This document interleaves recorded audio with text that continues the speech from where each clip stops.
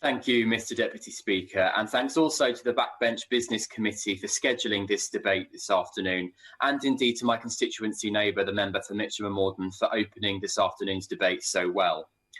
As chair of the APPG for Tamils, and indeed as the largest ethnic minority group in Carshalton and Wallington is Tamil, I'm especially pleased to be speaking in this afternoon's debate to urge the government to do all it can to secure peace and accountability in Sri Lanka.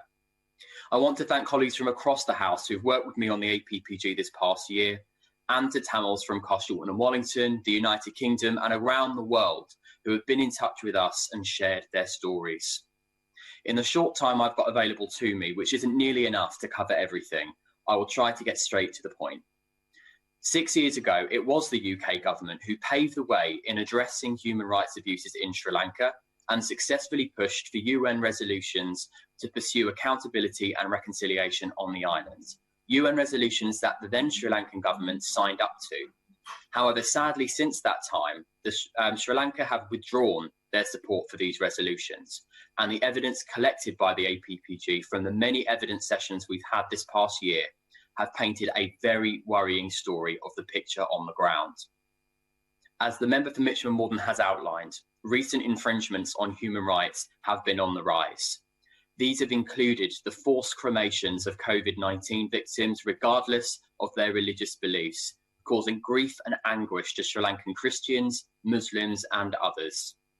The Police Criminal Investigation Department has been repeatedly visiting members of advocacy groups on the island who are campaigning for justice following the disappearance of their family members during the war. The Terrorism Investigation Department has been increasing state surveillance culture, especially in the North Tamil populated part of the island. The state-supported demolition of a Tamil memorial monument at Jaffna University and attempts to prevent Tamil memorial events from taking place at all have been causing anguish amongst the community.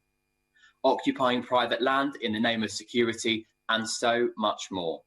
It is clear that there is no scope at this present time for a domestic accountability mechanism in Sri Lanka, so the UK must once again demonstrate its global leadership on this issue to support an international accountability mechanism. The initial zero draft resolution published by the UK in February and presented to the UNHRC fell well short of providing the action that was needed. I do welcome, after efforts from Tamils in the UK and abroad, campaign groups and indeed the APPG, that following drafts of the resolution have included a requirement to collect evidence on human rights abuses rather than just looking at what is already there, and acknowledge that Tamils for the first time have acknowledging for the first time that Tamils have been particularly victim to worsening human rights abuses on the island.